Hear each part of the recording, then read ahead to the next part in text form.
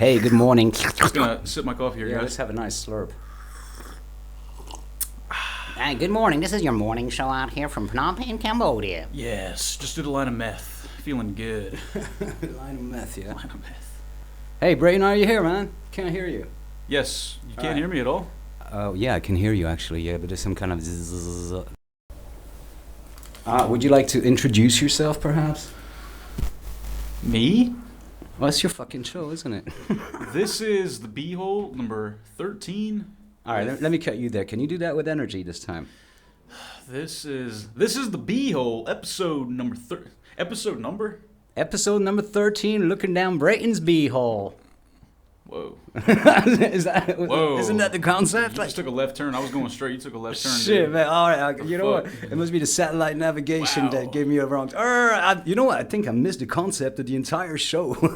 This guy, Paco Chevy, how crazy does he get? I don't know. All right. Well, perhaps let's do it again.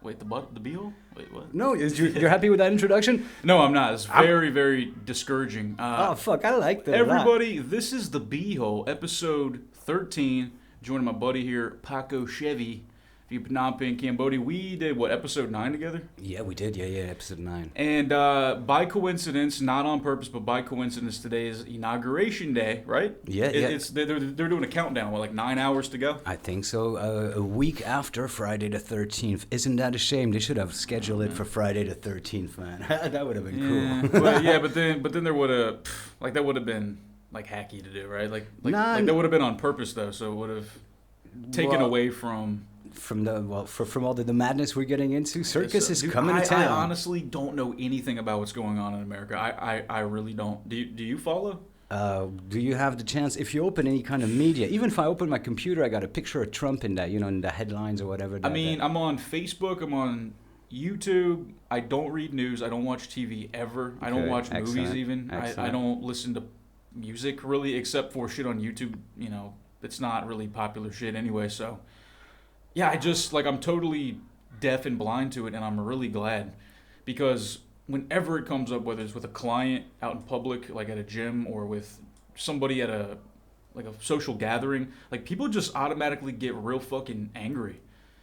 People who aren't even American. If you just say, well, I prefer Trump over Hillary, people are like, what?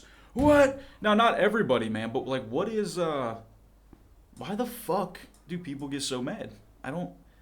He's not even in office. He's not even in office, and I guess he will be in a few hours. But I'm not even sure. He might move the office to his office. Maybe he might relocate. I was hearing people complaining about the people that lived in the area of the Trump Tower, that lived in the Trump Tower, because like the whole area, obviously the whole few blocks around, if I 2 blocks up, down, north and south. Money. It's there's like luxury shops, jewelry shops, watches shop, leather shops, what have you. Just like some luxury shops, and people, it's like a upscale place to live, right? And it's obviously like all blocked off now since he got elected, because he resides there, and the people are complaining. Obviously, they're complaining because they can't get home. You get that, right? Yeah, well, they can't even get home, or they can't even park. Why wouldn't that be worked out beforehand? I don't know. Well, because they didn't know Trump was going to be elected. You know what I mean? Because obviously now that the whole neighborhood is secure. Wouldn't Trump live in the White House though?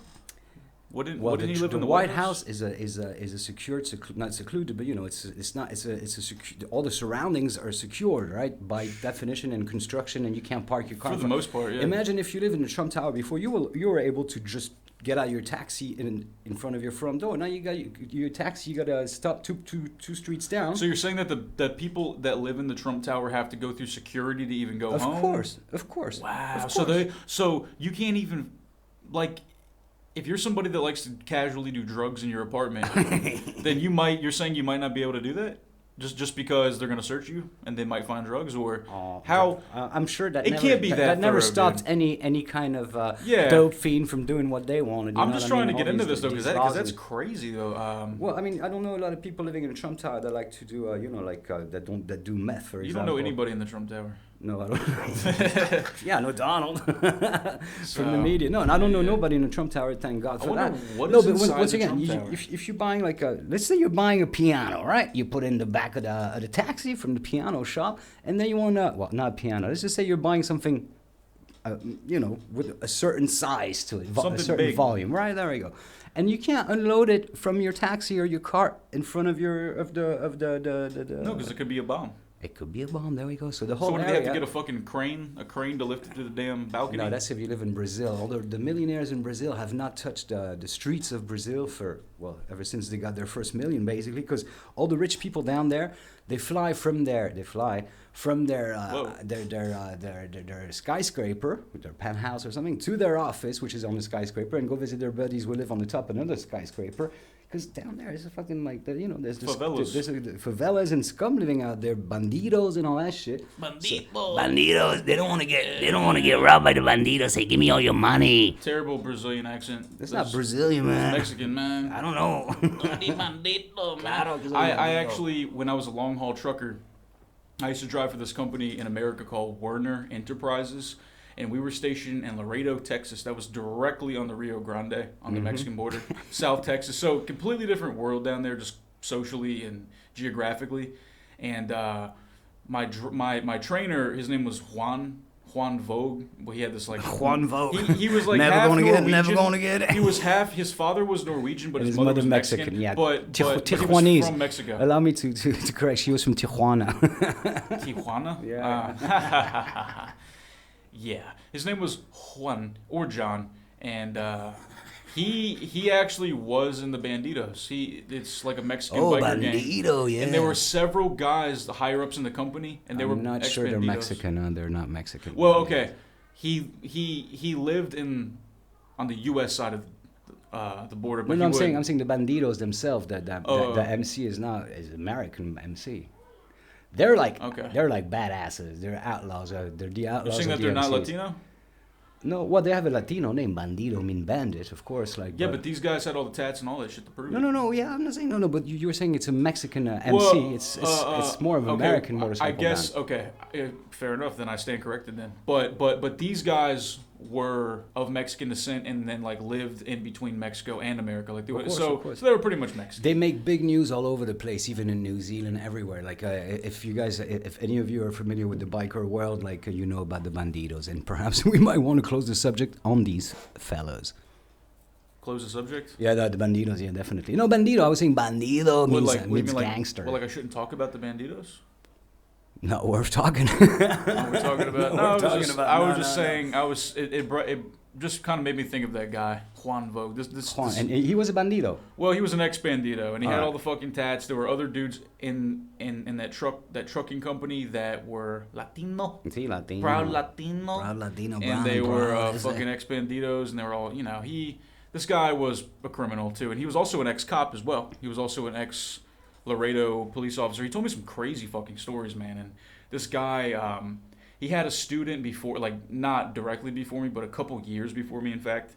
A student, and the guy was texting on his phone. During the guy would be texting on his phone while he was driving, which is not cool. You don't want to do that, especially if you're driving an 80,000-pound fucking machine of death. And so he was doing it, and then Juan just reaches next to him, takes his phone, rolls down the window, throws the shit out.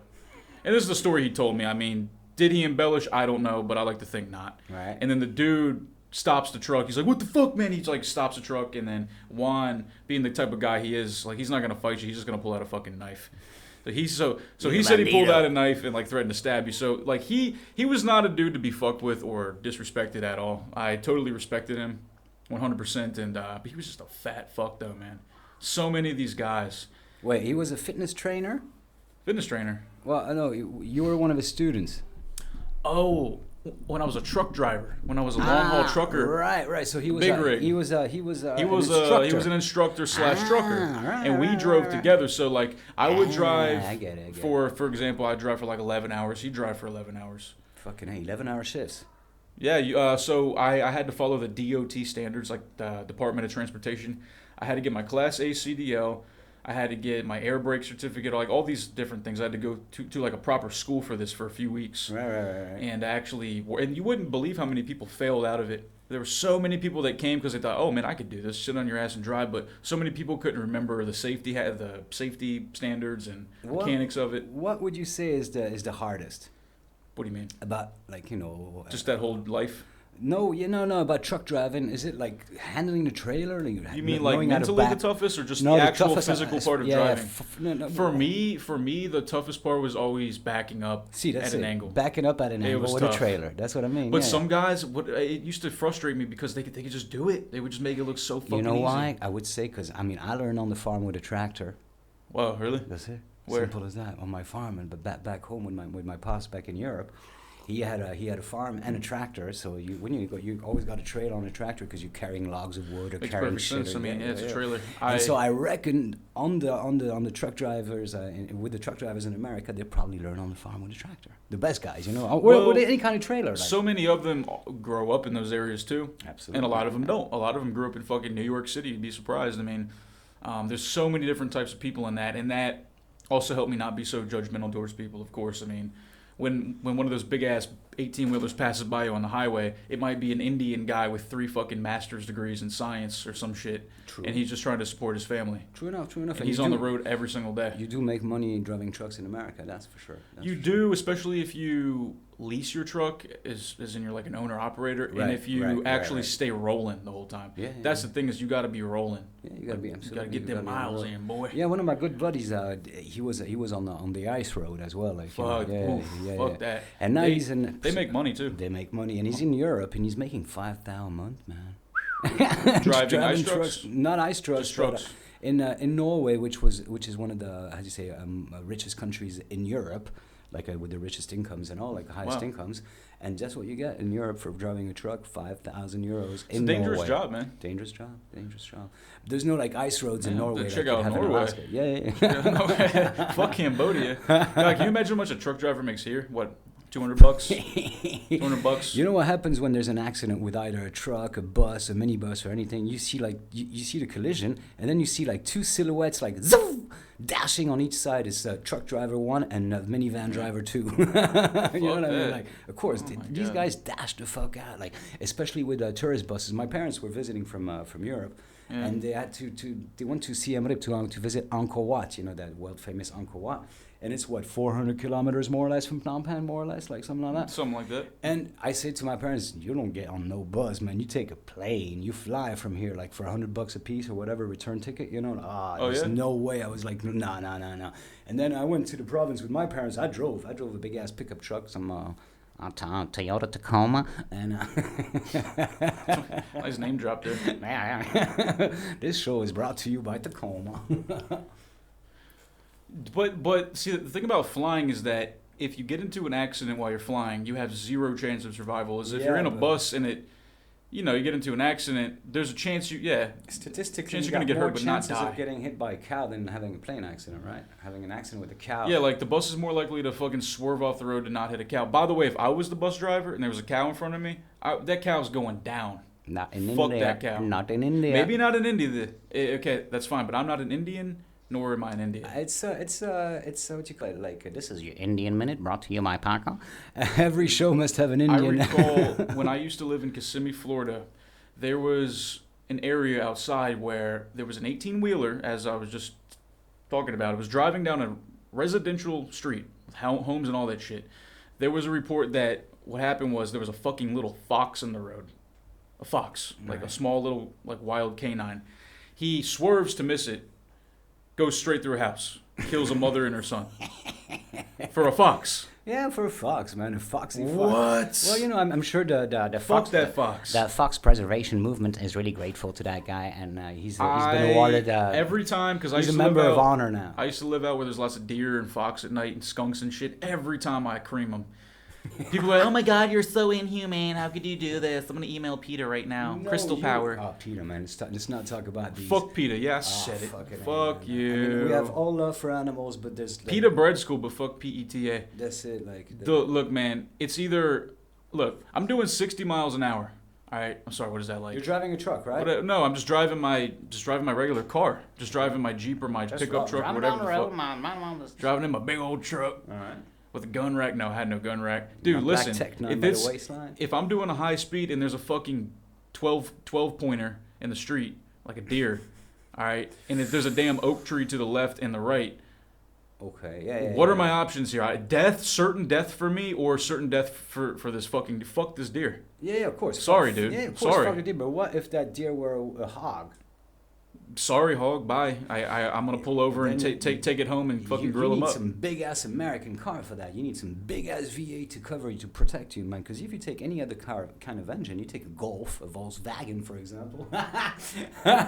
You'd have the wild hog sitting on your lap, man. My Jeep and pickup truck were just V6. They weren't super powerful. No, but you know what I mean. And you need a big ass car, like because. What do you mean to kill them? You're saying? Yeah, because it's a big mass. It's a big mass. Oh, they're thick, but let's just be 100%. If I'm doing 100 miles an hour, no, not 100. But that's if I'm even doing 50 and I cream a pig, it might not die immediately, but it's gonna die. Yeah, but it's gonna affect your trajectory. How'd you say your trajectory? Trajectory. I'm gonna be misaligned, and that was actually very common too. Is I used to notice pickup trucks a lot and like bigger trucks even. You'd be driving behind them on the highway, and you notice that it looked like it was going like it wasn't driving straight. Like there was a strike, like it was going straight, but it didn't. It was very strange to me, and that might be why, because they hit deer. Like my uncle Mike lives in West Virginia, deep in the mountains of West Virginia. There's no people out there. Every single day is to drive 2 hours to his job and 2 hours back home. Fucking hell. It is fucking brutal, and he's hit in the last what? He's lived there for I'm trying to think, dude, easily 10 plus years now. And I've been out there a few times. It's bumfuck as shit.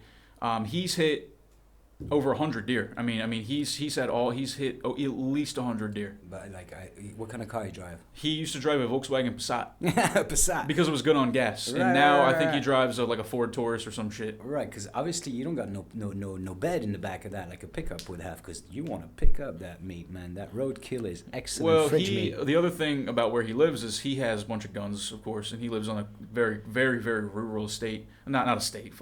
He's not fucking rich like that. He's not so rich to where his house has a name like Green Irish Shire, some bullshit like that.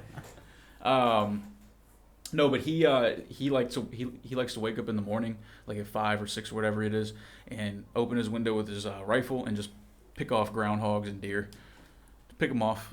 Pop, pop, pop, and then he'll eat them too. Yeah, of course. Of course, he's not a total dick. He's gonna eat them. And as a kid, when I was driving with my pops in Europe, and he would hit like it's mostly rabbits and hare. Rabbits and hare, you'd hit them because they'd cross at the last minute. I'm sorry, I'm just gonna stop you right there. Can you explain to me the difference, please, between a rabbit and a hare? What the fuck is the difference? What's up, Doc? I don't know, man. I don't know. Are hares bigger? I think you know what the hare is wild, right? But so is the rabbit. Oh, yeah. Right. Is it like an alpaca versus a llama? No. Salama what?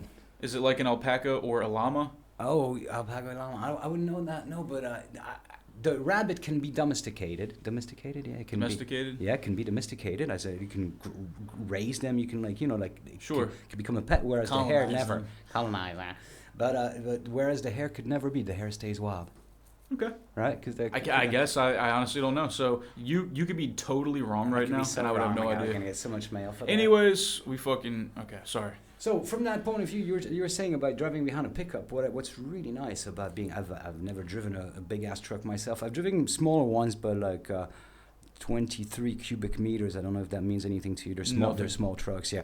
And so it's half of a normal sea container basically, as far as size goes. Whoa. And it's pretty big. Yeah, but it's not a truck, right? It's like it's not as big as mine. It's an anyone can drive truck, basically. Like anyone that one size fits all. One size fits all. Anyone that knows how to use their rear view mirror can drive, basically. So like no Cambodians then, for sure. None for sure. Well, you know what? A lot of people can't drive for shit in the world anyway. Like even in the countries where you have to go through, the road. Yeah, fair enough. But let's be honest, it's way worse here than it is in America. Of course it is. Of course. And driving at night, man, you'd be amazed by it. It's the worst. Because even though you got a big ass car, you got some big ass lights and everything, it's like playing a zombie video game. You got things that pop up from nowhere and with no lights whatsoever or anything. That's some dangerous shit. Like, so you think, yeah, the roads are not safe, so I might travel at night. No. And then you got these roadblocks of bandidos, but Khmer bandidos, Jaos as they call them out here. Yep. And it's like back in Mexico, back in the 90s, you had to travel as a trail, right? As a group, like sure, a caravan, like convoy, a convoy. That's the word I'm looking for. You had, and here, especially during the national holidays out here, especially around the New Year, around Sihanoukville, everybody go around Sihanoukville in the south of Cambodia. Because it's like a seaside resort. It's a fucking crummy resort for all we know. Dude, Sihanoukville looked pretty shitty to me when I went. Sinville, to be honest. man, fucking Spookyville. Anyway, you guys can Google that up for all that matters. But yeah, so they got roadblocks, man, because all the like the families and all the rich people go down there for that period of the year. So obviously they're just like putting down a palm tree in the middle of the road, and there you go. Give me all your money. It's fucked up, man. Well, it's, I heard Americans going to when I visited Mexico and around Tulum in the Yucatan area, I met these American this couple that I think they were on their honeymoon. They're like both their families had been visiting Mexico for like 20 years at least. They still didn't speak a word of Spanish after 20 years.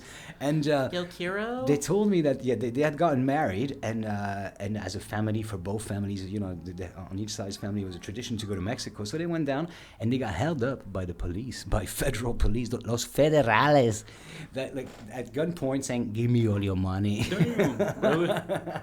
Well, that I speak Spanish, thank God. So they tried to pull that one on me, like saying that I'd run a red light and saying, "Yeah, my buddy told me on the walkie-talkie that you run a red light." Oh yeah, which buddy, man? Oh, he's standing 2 streets down. Like, yeah, right. And then I got really angry in Mexico. Así de donde lo hecho, hombre. Yeah, I got really angry, and then what happened?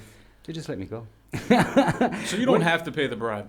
You don't have. You just got to be smarter than the fucking cops. Like, I mean, with normal cops back in Europe, when I lived in Amsterdam, when I lived in London or in Paris or in Berlin, you want to use a language that they don't master. A bit like a language that you wouldn't speak, but like a bit like, poshy language. Right, officer, I shall carry on to that straight away, yes? So you need to be a little more... educated. Sound a little more educated, because that impresses the cops. Are you saying I cannot sound educated? You can very much. You're a great actor, Brayton. No, you're a great actor. Brayton, you're an American that's left America, and that's already like a super 5 points bonus. Like, you know what I mean? Because a lot of Americans got Disneylands on both coasts. Sorry for quoting, and don't bother seeing any further than that. Like, and now as a travel person, most Americans you meet on the road are quite interesting people. But what another 5 bonus pointer for you, Brayton, is that 10 bonus points. Shit. 10 bonus points in 5 minutes is that you're not from that social class that you would meet on the road. Basically, on the road, or most Americans you see out of America traveling, or finding the path of life or something. Finding my soul. Yeah, buscando la vida, searching for life. Basically, most Americans you find are like people from upper middle classes. For sure. For shizzles, as the people say. You know what I mean? And so it's great to meet like people from that had a rough time already. Salt of the earth. Yeah, absolutely.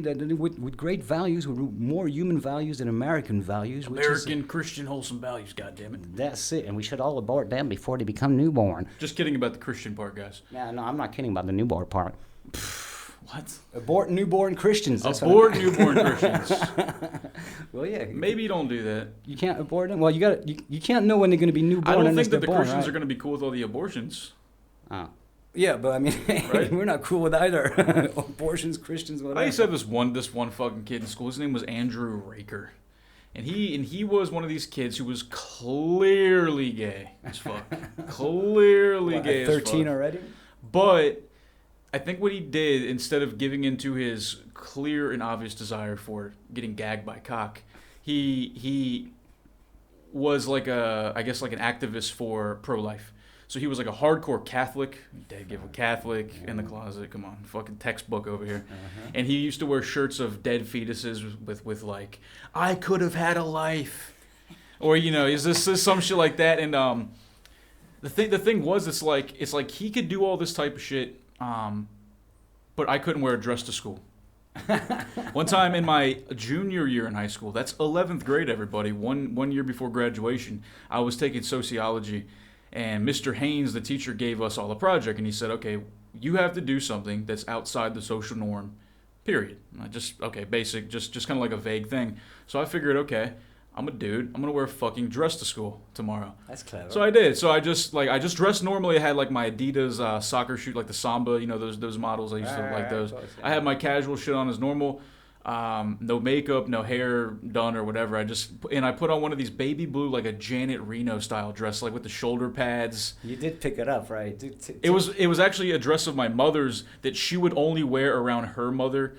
And like family functions, it's like one of those Thanksgiving dress. Yeah, it's a Thanksgiving or like a family get together dress. It's one of those dresses that says I don't get dick anymore. My pussy never gets wet anymore. I got spider webs all over the place.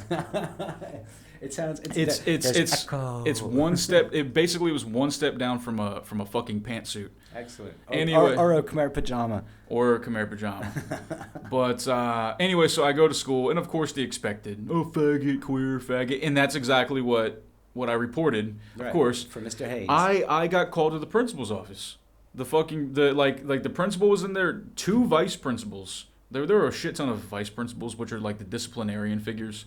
Anyways, they were like, son, what are you doing in a dress? What are you thinking in a dress? What are you doing in a dress? Are you trying to... They honestly thought that I was trying to cause trouble. That was in Florida, right? That was in Virginia. In Virginia, sorry. It was in Winchester, Virginia. Route 7, Frederick County. Hell yeah. Hell yeah. Frederick County Pioneers, fuck yeah. Uh-huh. Go Pioneers. No, fuck them. But yeah, like they thought I was causing trouble. Like, in what world is a dude wearing a dress, mind you, for a social experiment, a fucking threat to anybody? Well, I don't know. They should have had some, an exchange program with some dudes from Scotland and have like some 15 guys wearing kilts, some badass Scottish guys. It's really that's not the same as me wearing a fucking full dress, but right. Well, you must have looked like a Southern belle. No, I look terrible. I look like John Goodman in a dress. It was terrible. That's excellent. I'm sure it's a fantasy for plenty. I actually did do drag one time when I was in high school. I had this friend. Her name was Maria, and she was Latina. She had grown up in Mexico, and her whole family was actually from Mexico. And anyway, she was fucking cool, and she was a lesbian. And her brother Oscar he had one arm. He had one arm. One arm Oscar. Well, okay, I'm sorry. He had 1.5 arms. 1.5 arm Oscar. I think it was his left arm was to the elbow and his right arm was like full. All right. He was gay. He was very, very gay. Okay. So that was one disappointed father. Both of his kids were gay. Fuck. And happens a lot. Yeah, it does it happen a lot? Well, it's not the first time I hear about it. Oh, I'm sure it's not for sure. But anyways, he went by Chica Lopez. That was his alter ego, and he would go up to he would go up to like Maryland, where there was a bigger town, and to Pomfret, yeah. Basically went from a town of from like 20,000 to a town of like 50,000, basically. Wait, that's way more cocks out there. So there's way more cocks. There's like 3 more gay people out there. So, anyways, I was with my old buddy Josh, and Josh, if you're listening, man, I know that you know what I'm talking about. He did us both up in drag. He had the wigs, he had the bras, the clothes, and the makeup and all. Dude, I was fucking hideous. It was so bad, dude. I do not make a pretty woman, but my buddy Josh, not gonna lie, I was like kind of eyeing him up for a second. I was like, oh shit. Josh, I'm getting hard. Josh, I'm getting hard. I'm feeling things I don't want to feel. I'm feeling ways I never thought I would. Maybe you want to get a tent and 2 horses and go camp in the mountains a bit. Maybe. I wish I could quit you. Well, on that matter, yeah, I did myself drag up for one night. Yeah. You shaved the beard first, right? I think I kept kind of like 2 days, Don Johnson kind of 2 days from Miami Vice look. And for a guy's 40th birthday, so perhaps all your weirdest fantasies come out at 40, but we all had, you say, dress as your favorite 80s rock star or whatever, and I kind of dressed like a Boney Tyler job. It was nice, man. I had these like leggings with a fish skin kind of job, like a rainbow trout, because it was like all like like all the colors on these fish.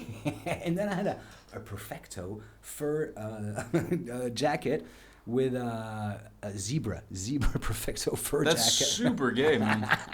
No, and then I had a belt going on, the Boney Tyler belt around, or more of these heavy metal belts, back from the 80s. Well, the pants were heavy metal pants, What do you mean by that? Well, like leather? Remember, back in the 80s or 90s. I was born in 88, so. Wow, so you know about the heavy metal guys with their, remember John Bon Jovi haircuts, blah, blah, blah, blah, the big... That's hair metal, though. Right. The type of metal I know is way more badass than that, sorry. And What? Badass as in right, they don't dress metal, like course, they don't dress like gay dudes. Yeah, you're They don't right. dress like Actually, girls. heavy metal. Yeah, FM metal. Absolutely. Def Leppard, Bon Jovi, and all that shit from back then, or Sisters of Mercy. Fucking Rat. Yeah, Remember Rat with two T's? Close. But Poison. No, you're right. So basically, you needed to put these guys like to wear, at least the fans in the high schools. You'd see them. They wore these really tight ass jeans, man, really tight. You need to put them on with soap. You think? Well, you'd put them on when you bought them, and you took them on a year later. What happened to your package when you did that? You don't have a package when you're 14, and you're a fan of some, middle of the road. What you call it? But if you did, heavy metal. Right. Well, then you'd probably be acting in porn already if you're 14 with a big cock. 14? That'll be child porn, sir. Plenty of that. Probably. Yeah. You gotta have your good contacts, Nah. Want to get some more coffee, Braden? Yeah, so actually, sounds good. We had a nice conversation, but we live in Cambodia. I live in Phnom Penh. And, that's a song, right? And okay. a gay song, right? And Very camp. Not at all. Actually, no, it was more nasal. You were talking about the five senses. When we go on the street, whether you're on a bicycle, even when you're walking down the street, man, all your senses are stimulated, right? Very. They're all like, you smell shit, you can even taste shit walking down the street. You can obviously touch shit, you can hear a lot of shit and see a lot of shit. You've got to constantly be moving and reacting to everything that's moving around you, man. There's so much life and action going on here. Absolutely. Like I was saying out there, like with all of your senses like redlining pretty much. Absolutely. Just simply walking around. Peaking. They're peaking. Right. They're at their apex. Absolutely. Zenith. Their apogee. I was just going to say apogee. Thank you, sir. Actually, what? To tell nice. you, I looked up the correct pronunciation of apex because, they do that. And then apogee would be the opposite, right? It would be the shortest point, right? Right. Oh, you just taught me something there. Apogee, there's apogee and PG. I digress. I forgot what the fuck I was saying. Okay, well, I know, okay, with all of my senses redlining, I feel... Even though sometimes I'm irritated, I feel alive. I feel so fucking alive, dude. That's it. For all you folks in the Western world, not living in air-conditioned cars with engines you can't hear, so you can't hear anything. You got your music, and you're all like basically in the Western world, we're all cocooned, and that's what all the governments. I don't want to be conspiracist or anything, but that's the big like the mainline theory of the governments. It's like to keep you guys cocooned in your little cocooned world with your you know what I mean? Like back in the 80s, it started in the cocooning. I'm very nice at home, clustered and confined and safe. Basically, you're safe, yeah. And out here, we're not safe. That's why when you're walking down the street, all your senses are stimulated, and like Brayden put it very nicely, very rightly, you're alive, man. You feel completely alive, 100% alive, because your senses, once again, are at their peak, their apogee or their apex are definitely. Well, like for example, when my mother came here, she came straight from middle class Virginia. Everything, I mean, like. What she had is what a rich motherfucker has out here, essentially. So right. she comes here and she just can't believe it, man. She's just overwhelmed with everything, the noise, the heat, every single thing. And that's why I maintain the fact that, well, I can't say this because I'm from a first world country, I guess, but I feel like I could be wrong here, but it might be easier for people from a third world country to adjust living in a first world than a first world moving to a third world. Does that make sense? Yeah, okay. Simply because...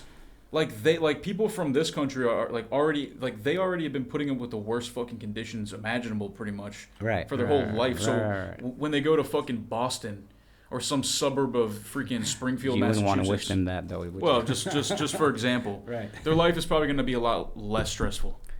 True, but adaptability, maybe I might I'm not wrong. join you on that one, because adaptability is what brought us here as far as, biped mammals. I'm very adaptable. That's it. And so were your forefathers, which is what brought us here. Do you know what I mean? Because adaptability, hell yeah. It is understood America. that what you call it, all the species, I'm talking like back in the dinosaurs, all the species that were too, how do you say, specialized in something, if your neck was too long or something like that, or the T-Rex, for example, he was with his short arms, he had, obviously, there's the stuff he couldn't do. It's the people that were how to say, multitask, they were able to multitask, versatile and polyvalent, can you say that, polyvalent? You could say a lot of things, poly-skilled, could you just say that? Poly-skilled, absolutely. Well, poly-value, yeah, you got different values and different capacities. Sure.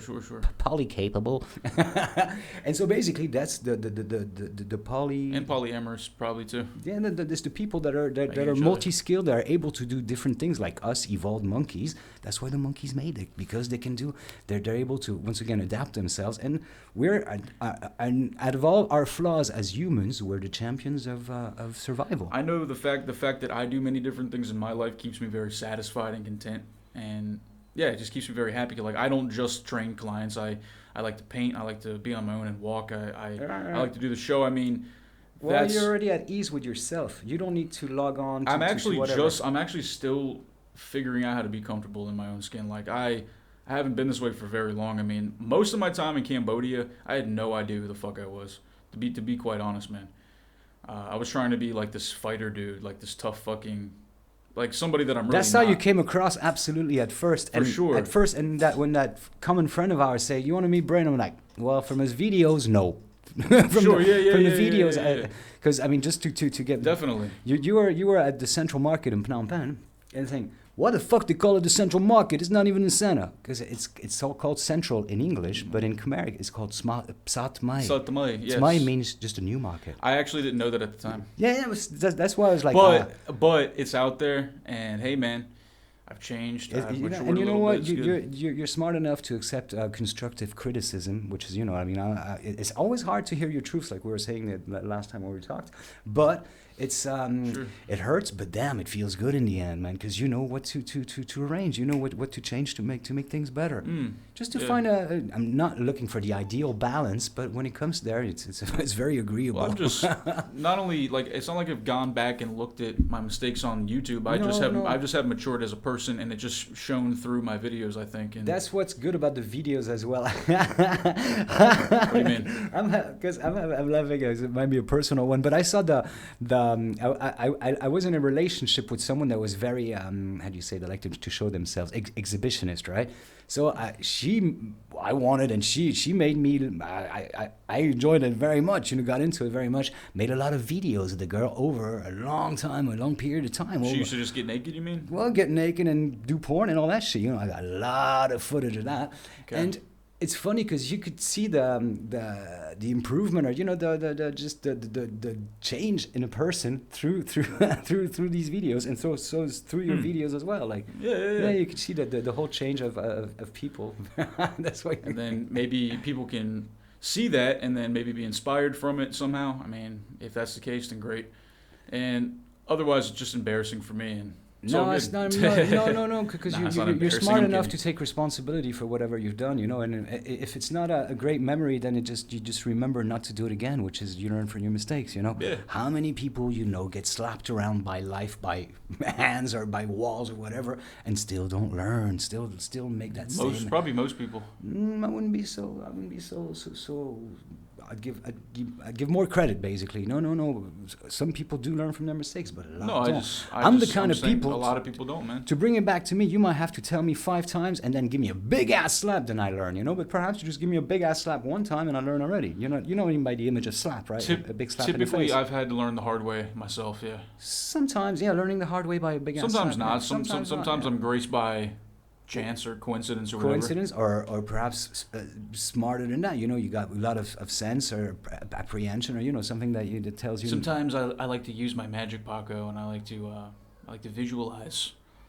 You guys will have to tune into the Butthole 36 for that. for this. The Butthole 36. Hey, the beeholes. Hey, you live in the. Did I say the butthole? Sorry. Hey man, easy. Do you live in the States and you own guns? I'm from Europe. I own guns, but just for purposes that were not defenseful. Do you know what I mean? Do you know what I mean? I had them for both. For defense. I had a shotgun next to my bed. Mossberg 500, 7+1. That means it holds eight shells. Nice. For those of you who don't know, and it had a pistol grip attachment too, which is pretty fucking cool. Okay. And I used to have a gun. I didn't always have it on me, but I had it in my car. Now, according to the last guest I had on, shout out to Jamel, that is some bitch shit. The fact that I would walk around with some gun, with a gun, because I was concerned about being attacked by multiple people and or another person with a gun. So if that's bitch shit, then that's fine. I was just trying to protect myself. Just protecting. You told me you were the only white guy in the neighborhood, basically. Yeah, I mean, yeah, that's kind of the thing, and it's like, black people don't, and I'm not trying to generalize Jamel. I'm not talking about this guy necessarily, but it's kind of funny how, to me, certain black people they don't want a white person talking about what the black experience is like. And you know what? Fair enough. That's fine. I won't. I'm not black. But then when I say that I'm a white guy in a black neighborhood and that I feel a certain way, then I'm a bitch now. Right. Well, don't. And I'm not just talking to Jamel. I'm talking to anybody, any black person with this mindset, or just anybody in general. Right. Like, you don't know what it's like to be a fucking white guy. So what are you talking about? All right. You know, when you see a bunch of reports on the news and people are talking about you see like 13 fucking black teenagers. They go up to a white person, not looking. They smack them square in the jaw and knock them unconscious and just walk away and laugh. I don't want that shit to happen to me. Yeah, it happens. I'm not saying it happens every single fucking day, but it does happen enough for it to be a big deal. No, it does. And it's clearly a racist thing. So that actually happened in Michigan one time, where this kid went up to a man. He was dropping this grown man was taking his little son to a bus stop, and this couple black kids walked up. He tried it, and he did hit him, but he didn't knock him out. Guy pulls out his gun, shot him twice. You know? Excellent. Yeah. Well done, sir. And if that guy's a bitch, and if that guy's a bitch for doing that, then so be it. No. Good A thing little he was motherfucker strapped. deserved to get shot twice. Good thing he was strapped. Not because he's black, because he's a fucking asshole. Yeah, exactly. Right. No, because he's being civilian. Yeah, what are you doing? Like, we live in a society where we have to worry about some kid walking up and hitting me in the face while I'm not looking. But isn't that a challenge? Isn't there a I wouldn't want a challenge fucking where, gun, so I shoot you. Isn't there a challenge where kids do that? You know, like they Yes. but they film themselves doing It's that to random strangers. It's called the knockout game. Yeah. That's what it's known as. Yeah. Well, yeah. It happens in London. It happens in parts of Europe. It's yeah. fucked up. It's so fucked up, and it's been the case for Latinos too. Like, black people go around and knock out Latinos. It's typically we see it in the Europe person's too. white getting hit. Yeah, we see it in Europe as well. You know, you see these videos of people. Are there any pushed down skinheads the doing stairs. it? Are there any skinheads No, doing it's it? more like these so-called refugees from the new refugees, the new ones that are Syrians? getting to England or Germany. We see.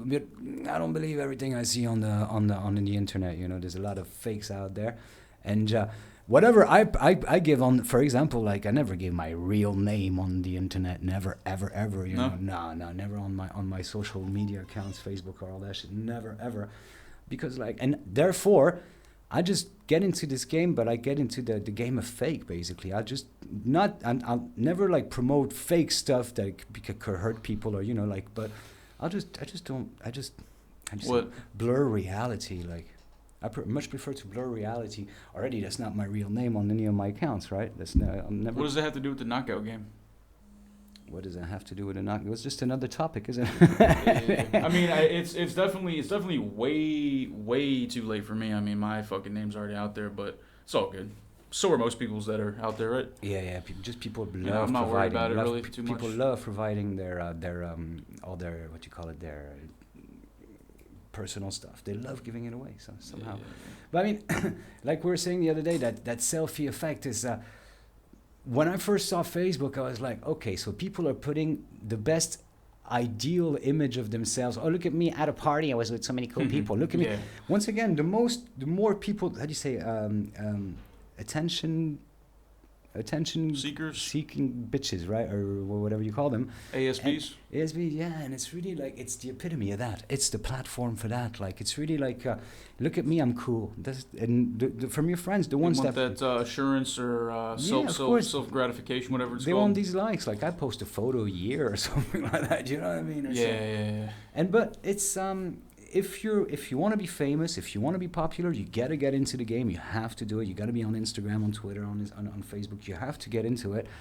It's part of the game as well. It's part of, like, look what I did today with whom and what. Look what I drank. Oh, I had a milkshake and burger. You know, like. Well, that's boring shit. But that's what you see all over it. That's a lot of it. Some people are a little more creative. Like, some people do artwork. Yeah, absolutely. I was I'm not just talking about myself, but like from the artist. Yeah, artists. There's people who just do interesting photos of nature. Even. Yeah, of course. The create from the creation is nice. And yeah, once again, if you're an artist, it's nice to display your work. It's you got a hot piece of ass to look at too. Yeah. If you're into doing that, some people subscribe to others on Instagram or follow others just because they post a picture every day of how nice their ass implants are. Right. And then I got a motherfucker on this dude who follows me. He's always posting this shit about like this shit about the keto diet. You know what I'm talking about? No. Keto diet. It's just a white background with black letters, and it's just talking about why the keto diet is better than everything else, and it's just so preachy and. It doesn't really matter, I guess, but it's some people post some fucking bullshit up on Instagram, dude. I think the hunter-gatherer diet is the best diet. Wouldn't you think? Like a paleo diet? Not perhaps that extreme, but no, I mean, you know, hunter-gatherer, like nuts, seeds, berries, nuts, meats. Seeds, berries, and meats, absolutely, yeah.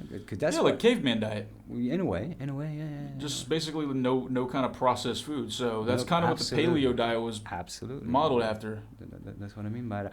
I'm not saying you should dress up in all the an old fur skin and an old. No. You have to wear a club and all that. You have to carry on a club and all that shit. If you want to bang your wife, you got to hit her over the head with it first. Remember that in that train of thought. Remember that the guys that were minimalists, they had less than they possessed less than 100 objects, and obviously the less you had, if you only had 50, you were like a top minimalist or something like that. But so you had to have the least possible, like one mug, one fork, one knife. Like the least possible for being like a super non-consumer. But on the top of their, the top 5 on their list of they didn't have, they had a tablet, they had a fucking iPhone, sure, they had the fucking internet, and that was on the top priority list, right? So let's how minimalist. Well, that's pretty accurate though. For me, I mean, like if I had an apartment like this one, for example, if I just had my internet, my computer, like all my shit for my work, if I just have one plate, one glass, a spoon, fork, knife, and all that shit, I'm set. It's just less shit I have to have in my house. Now, if I have somebody staying with me, right, that's different. That's different. Yeah, way different. But if it's literally just me living here, then 2 people living together is way different than on your own. Way different. It's a way different whole dynamics. I probably would have more, because I would have people over. I guess I'd have guests over. There's this guy, a French comedian. He was saying, for life as a couple, is different than just even living with people. But life in a couple is the 2 of you sorting problems and shit that you would never have to sort on your own in the first place. You know what I mean? It's the 2 of you creating and sorting problems that on your own you wouldn't even bother with. I have an email here, Paco. Yeah. Now I just got this last night, and it's a pretty fucking interesting email, and I would like to do it on the show. Sure. And I'd like for you to weigh in on it. I'd like us to both talk about it because. This is a pretty long email, and I'm just. You want some more of that? Yeah. And I'm just gonna go ahead and read this whole thing. Yeah, read the thing, and I'll be back. Yeah. Well, then I have to read it again and explain it to you. No, I got it. I got yours. Don't worry. I got you. Okay. Cool. So, the title of the email: Question: Korean guy gay sex problem in U.S. Oh boy. All right. Everybody, have a seat, please. This is gonna be interesting. Hello, Howard. I'm a big fan of your YouTube channel. Also a big fan of you because you are very sexy, smiley face. Aw, thanks. How sweet, sir. 6 months ago, I moved to Michigan in the United States due to business from Korea. I am a gay top Asian and have a big sex drive. However, during the last 6 months, I was so frustrated and lost my confidence. Think we all know where this is going, guys. I had no problem about sex issue when I was in my country. The biggest problem is the dick size. Oh my god. Damn it. I knew it was going there. Fuck. The biggest problem is the dick size. Hold on, let me. Go on. Yeah, thanks, man. My dick is 4-inch long, parentheses 10.16 centimeters, and 3.5-inch girth, 8.89 centimeters. Not gonna lie, sir, that's pretty petite. That's unfortunate. Now, maybe in Korea, that's average, that's maybe you're hung in Korea, but sorry, in America where you've got people from all over the world, it's not just fucking purebred Koreans. Anyways, let me just. I'm gonna shut the fuck up. When I was in my country, most of the time it's not a big issue because in many cases partner size is similar as mine. That's fair enough. However, every time I met my partner here, their dick is over 6 inches long, and the bigger problem is the girth. ... Moreover, Western guys whom I met are very sensitive to dick size. Some guys looked very disappointed when they saw my dick, and in this case, I cannot go further. Dude, I'm sorry to hear this, man. Damn, this is brutal. Even in some cases, they commented about my dick size. It throw me into confusion, and this situation lead me to immature ejaculation. I think you mean premature, sir. Immature ejaculation. That's awesome, dude. Dude, I think I'm Immature gonna come. ejaculation. Which I don't understand, like, if they're making fun of how small your dick is, then how can you come? Like, if any... Yeah, exactly. I'd be embarrassed. Maybe Fuck. he's a bit, sadistic. The other way around. So, please, it says, okay, so he finishes off with, please give me an advice about this issue. Do you think Western guys, parentheses, guys I met are all white, are more sensitive to dick size? If they are disappointed about my dick size, what is the best solution? Shorten this disadvantage? Whatever. Any good action plan idea? Hope to hear from you soon. Best regards, Lee Hoon. Wow. Okay. Where do we... Okay, so Right. let's break this down. So, gentleman's from Korea. 6 months ago, he moved to Michigan in the United States, which is a very cold state, very white for the most part. Anyways, and he's gay and he's a top, which means he likes to do the fucking. He doesn't want to take it. But he's around a bunch of white guys now who presumably have bigger penises.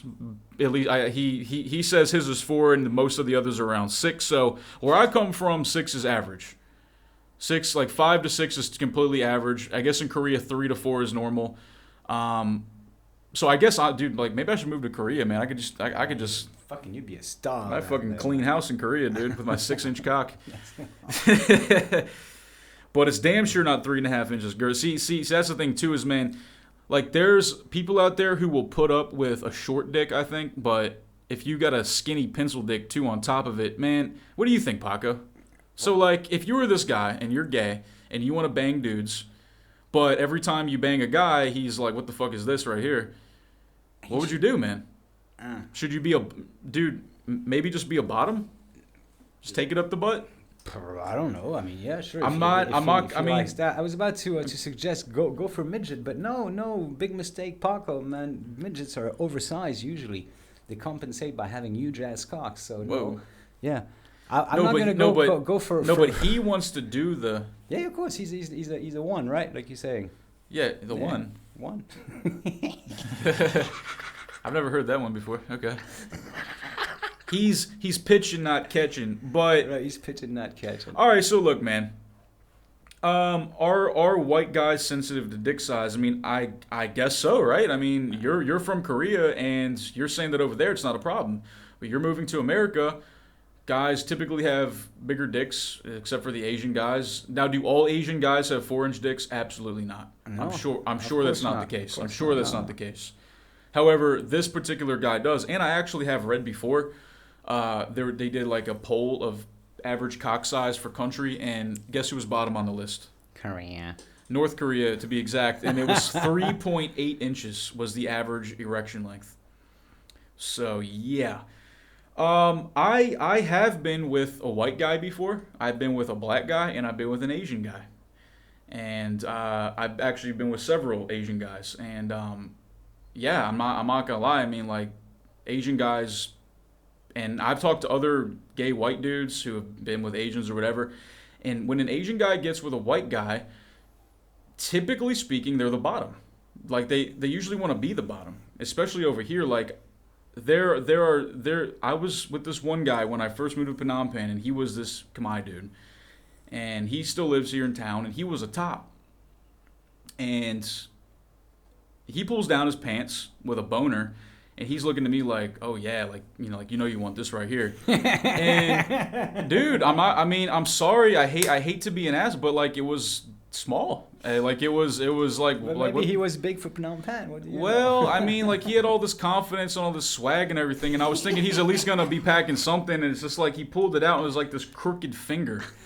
It was like this curved, like, index finger with hair on it, and then there was the white guy who was with him, and he was white, considerably larger, but not. It wasn't like huge, or it was just like it was good. It was fine, and then the black guy was about the same size as the white guy. He wasn't packing a Pringles can like you guys were thinking, I'm sure. But oh, I bet it was huge because he's black. No, it was the same size. But yeah, man. So this is my advice to you. What was his name? Lee Hoon. You're gay. You have a big sex drive. You want to fuck dudes. You don't want to get fucked. That's a tough one, dude. I think that you're either going to have to try being a bottom. Maybe if you never tried it, then try it out. Or try to just keep on being persistent and try to find a guy that doesn't bother or move to a new area. I mean, do you have any input on this, dude? I mean, I know you're not gay or anything, but... You gotta find true love. Gotta find true love, dude. Or consider saving up all your money, because I know you're Korean, and Koreans have a shit ton of money, right? So that's the ignorant as fuck I just said that. Save it up and try to get penis implants.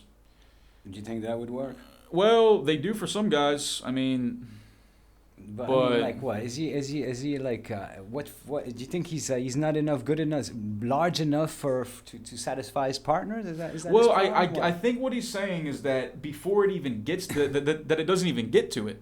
Yeah, well, you should include that in the conversation. Like, put it like a handicap. You know, I'm a handicap. Yeah, that's person. Okay. That's another thing, Lee. Okay. I've met my share of girls that say, "Well, I got this kind of like thing, problem / condition, like." Really? And this girl, she had lost one of her titties over cancer, and she had a fake titty, right? Instead, but she was in the process of re-nippling, and so she had no nipple.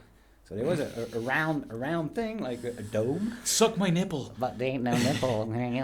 So it looked like a kind of a Barbie doll, right? But it's kind of weird. And she stalked me. That bitch stalked me. We'll get to that in another show. She stalked me for 3 years. And one night I'm with one of my buddies who's a cock, basically a tool. You know, like he's got his regular girlfriend, but he's got to fuck at least 4 different girls a week. And we can't tell him that. We can't say that he's like that. No, what do you speak bad about me? You know, like he's always like that. And so one night she's stalking, she's calling all that. He's in here he's right next to me in my living room. And I says, "Oh, there's my stalker here. Hey, do me a favor. You don't want to go and fuck her, right?" Yeah. For me, like that'll smooth her for the evening, calm her down, and she'll get off my case for one night. And I give him a number. He says, "Nah, I won't do it, blah, blah, blah." Nevertheless, he leaves like 30 minutes later. And I said, "So, man, how was it?" "Oh, I didn't do anything. I didn't go there." Like, and like later, either in the conversation or a few days later, he said, "Hey, you could have told me about that fake tit." I was like, there you go. Told me about the fake tit. You could have told me. So obviously he went down there straight away and banged her straight. But good for him and her, I guess. It didn't stop her from stalking me back the next morning. Do you know that? Weird shit happened with that girl. She had, already she was one of these bad mothers. Like I dated her for 10 days. Yeah. And I fucked her like 4.5 times because like the fifth time I just 4.5. I just like pulled out in doggy style. Say fuck it, I couldn't be bothered no more. Wait, like you couldn't come? I couldn't. I just fuck it, man. I couldn't be. Yeah. First, because she was a bad mother. Not ingrate mother. I don't remember the expression. A cunt. A bad mother, not like looking over her ass first, her demands, her needs before her daughter's needs. Her daughter was like selfish, 13 or 14, but when she went to order a pizza for her daughter, she said, "Do you have wine? What kind of wine do you have? Okay, let's order a pizza." You know what I mean? First getting a glass of wine. That kind of bad mother. On the first date, man, I had to. She had taken off her shoes and her bag in my car, like at her feet. I had to take her out of my car physically, like take her shoes and her bag, put them on the sidewalk, take her out, put her on the sidewalk, like slam the door, lock the door, and drive the fuck off. Like first date, that was already that bad because she was already like a mental fucking case. And I just... It's a red flag and a half, huh? Yeah, it's more than 3 red flags, but perhaps I was like lonely or needed someone, but like the very bad person to get. And I should have known from these red flags, but I gave her 1, 2, 3, 4 chances. And I think one of the last occasions, I think it was like time number 4 before 4.5, I was on the bed with half a boner. She went like to the toilet or whatever, something like that. And in comes the daughter. Oh. You're like, like half naked on the bed with I think I had my shorts on with a big ass boner. And the 13, 14-year-old daughter in her fucking, what do you call it, knickers, like, and I think she had a tank top or something, jumps on me, like fucking embraces me, like, I'm like, wow. Did you stab her? Different no, I just got her off me. I'm like, get the fuck out, like. But looking back and trying to step back and analyze this, I mean, there's like different options to that. Did she do it because she was, was like a single parent, so she needed the affection of some father or something? And obviously, judging the mother, she saw different fathers like every week. At least she had a different, guy in her bed. Mm-hmm. So, and that's option 1. Option 2, did she, want the more manly affection of a man, like, because she was like grabbing skin, you know what I mean, like giving me a strong hug. Okay. And number 2.5 or 3, was it under the mother's how do you say agreement? Like did she have the blessing from her mother to do so? Okay. Do you understand what I mean? Yeah. Did her mother send her in my arms? That's what I'm asking myself sometimes. But I mean, that happened 10 years ago, and I'm just asking me this question nowadays. I don't know why, but it's... Every time I've had a girl with a kid, it never works out anyway. So weird shit anyway, weird shit, yeah. But back to Lee Hoon, dude. As far as your 4 inches is small, you would say that's pretty small. I don't know. I mean, it's. I'm not a girl, but once again. Well, he's gay, so he's playing. Yeah, but is he going for? It depends. What kind of sex you're after? Competition, achievement. The gold fucking medal for doing that for marathon, or are you after an exchange between two souls, or you're looking for more like of an exchange? If you want to do, if you want to do marathons and do like world records, then in that case, go for the fucking thing. Go to Brazil, get fucking like pumped up, and come back with a 12-inch dick. If that's your thing, Leon, but. If you're looking, if you're, I don't know, are you in demonstration or satisfaction? What are you into, basically? What do you mean demonstration? Demonstration is like, are you out there to perform, or and show that you got a big ass dick and you fucked a lot, or do you want? What kind of satisfaction are you after? Well, I think that's what he should ask himself first. Hold up, is that he pulls his dick out.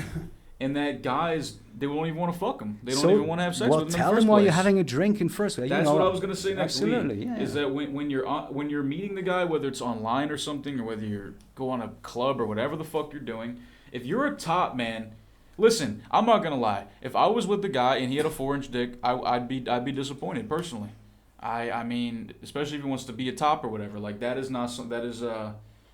just small, dude. So you got to fucking tell somebody this, and if they're the type of person that is not going to be down for that, then don't do it. But I think you owe it, like, to fucking mention that, because guys, especially guys like Western dudes, are gonna be probably not gonna be too cool with a 4-inch cock. I'm being honest, and that sucks, I know, but or go for the older fellas. When the young fellas usually have to or prove. Go for an Asian guy if you can find an Asian guy.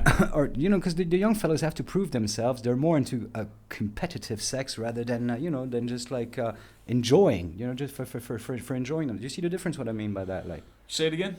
By between competition and enjoyment. I see what you mean. You know what I mean, like. Yeah, and that's another thing, Lee, is that if you're out there and to perform, you think that you're gonna be some fucking multi-regional dick slinger with your little fucking 4-inch fucking crooked index finger. Yeah, I said it. Give a fuck. That sucks though, man. Look, you got to be honest about it, and listen, not just honest, but be confident about it.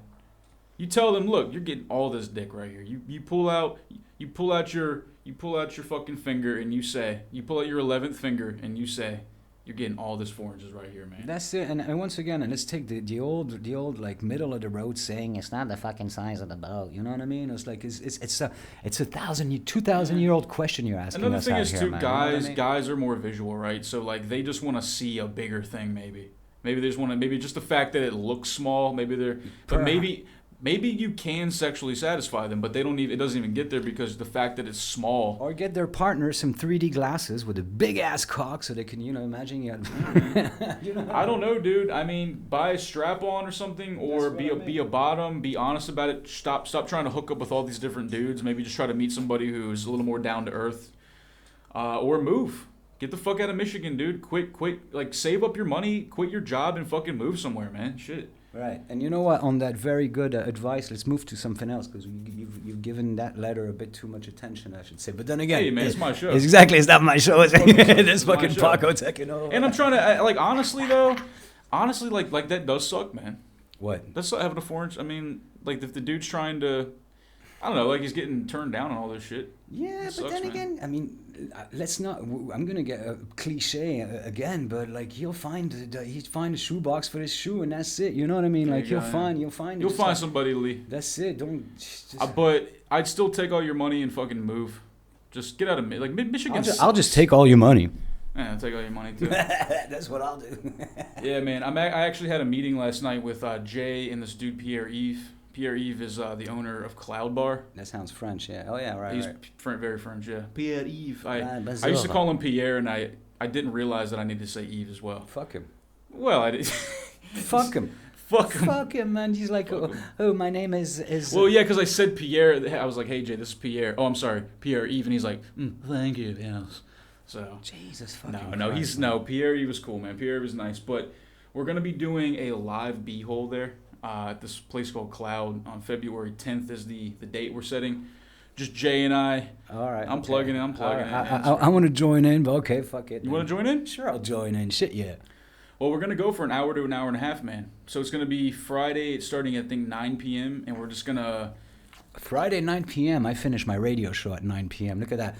I'll just like land like a fucking fly on your you're going to come in all late, all badass? Yeah, I mean, we can even do 9:30. Cameo appearance. No, I'll come in late. Don't worry. So, yeah, Paco, I'm sorry. I was on the air. the real air. Something like that, no? We'll see. I don't know about that. Whatever. Hey, whatever, man. You know. Because Jay and I already talked about, we said, this is something we could talk about. And this is not to say that we can't do anything like this somewhere else or another time. I mean... Like, you know people, too. Like, you could do a live spot somewhere. I mean, right? Pretty well connected here in Phnom Penh. I'm an antisocial kind of guy, right? Yeah, I don't know nobody. You don't know nobody? Nobody know me either. I don't know nobody. What's good about not knowing nobody know you either, you know? Well, people know who I am in here. my trade, it's not really good, but hey, I just let talent speak. I think here in Phnom Penh, a lot of people know of me, but they don't, like, I think a lot of people know of me but don't really like me too much. I could be wrong. Well, you're telling me that people know me. I even listen to my show. I'm just quite amazed to hear that. And it's Paco Chevy is fantastic. Well, you know, I love that guy. Tassine is his name. He's fucking funny. He's cool. Excellent. Well, it's good to know. Thanks for that. I appreciate the support from everyone from everywhere. Hey, Brayton, it's been an hour already, you know, like... Been an hour. It's been an hour already. Yeah. How about a Happy New Year again, because you can still wish it for a whole month, so Happy New Year to everyone. Oh, yeah, I can, for a month? Yeah, for a whole month. Well, actually, Chinese New Year's next week, so do I get another month? Yeah, we can rock the Chinese New Year next week. Happy New Year and happy Inauguration Day. Yeah, man. happy, good luck to Emperor Trump. Come on, King man. Trump. People aren't... No, I'm sorry, but like when you take your son and your daughter and all that into a democracy is the people governing, right? That's what it means in fucking Greek. That is a fair point, yeah. And you take your son, and it's not family politics, you know? It's supposed to be like you're supposed to well, anyway, that's my soul. He's a king for all I know. And you know what? It's great to have the Kingdom of America. I guess the president's wife is the queen. And then you have the princess is the daughter, the prince is the son. Like here in the Kingdom of America. I like that. Yeah, I like that. Sounds good. Kingdom of America. Yeah, I like that. Fuck the USA. Kingdom of America. Yeah, Kingdom of America. I'm from KA. Yeah, I'm from the KA, man. Not the UK, yeah, man, the KA. I mean, I honestly have, again, like, you can probably tell by the way I speak on it, I don't really know much about it. Like, I'm probably pretty ignorant when I speak about it, and I'm fine with that. Yeah, exactly, because it's the reciprocity is correct, too. Like, they ignore us. The reciprocity, they ignore us as much as we ignore them, so... Yeah, I'm totally cool with it. It won't change anything whether it's Hitlery or King Trump. Hitlery. King Donald. I raise my glass to King Donald. If Donald Trump's going to stay in office for the next 4 years, the motherfucker needs to go ahead and just do it. But you know what? I raise my glass because I'm glad... Sorry, I cut you. I was going to say. Sorry. You totally cut me off, man. Go on. Oh, my gosh. You're going to cut me off on my show. Oh, get out. You're fucking fired. Go on. He needs to shave his fucking hair. That's all I'm saying. Please, go ahead, sir. I saw a great picture of a cracker with a bit of like a wave style. Saltine cracker? Cracker, you know, like cracker to eat with cheese, like a salt cracker, yeah. Okay. And with a peanut butter on top in the form of a wave, like kind of a wave like that. It was obviously Donald Trump. Picture Donald Trump cracker with peanut butter hair. Yeah, peanut butter hair, yeah. Yeah, so I was about to raise my glass to something, but I forgot about it. Well, anyway, because I cut you, they cut me. Oh, God. Cut each other, we're even. Right. You were telling me that why I launched you on the subject of guns earlier on is because the terror attacks in Europe about a year ago. There was that, you know, the strike in Paris in that satirical newspaper, comic newspaper. Sorry, and the people were saying that the reaction in the States was like, but aren't these supposed to be gun-free zones? You know, when they had the attacks in the bars in Paris, and there's no gun-free zones in Europe. Okay. No, the whole of Europe is a gun-free zone. There's no such a thing, as a gun-free zone. Yeah, if somebody wants, like, since when do criminals follow the law? That's the whole thing is, like, in Washington, D.C., where I lived in Maryland and Washington, D.C., the fuck ever. that area had a ban on guns. Like you were not allowed to have a fucking handgun, and if you had a long gun, which is a rifle or shotgun, it had to be in your house unloaded. There were plenty of shootings. So since when do gun laws affect criminals? Criminals don't follow the law in the first fucking place. Just like drug laws. Exactly. You're not allowed to do cocaine. Does that stop people from doing fucking cocaine? No, sir, it does not. People kill people, man, and I feel like it's so hard to say. It's so tricky because you can't say everybody should have a gun, right? Because not everybody should have a gun. Yeah. But the reality is that there's people out there with guns that are willing to do bad shit with them. But there's also people out there who are driving cars, who carry machetes. I mean, it's not as common as guns though, man. So like, what is the solution?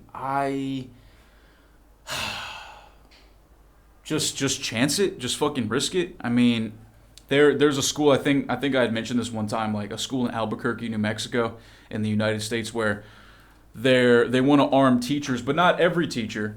And there's a debate on what kind of training the teacher should have. I mean, and obviously they should have training. I mean, if you're going to be giving anybody a gun to use to protect the lives of people, then they need to know how to use the motherfucker, man. So definitely. Yeah. They should have training. But I mean, are teachers supposed to be cops? Never. No, not cops. Basically, their job is to know how to use a gun to shoot an intruder with a gun. How about a dart gun?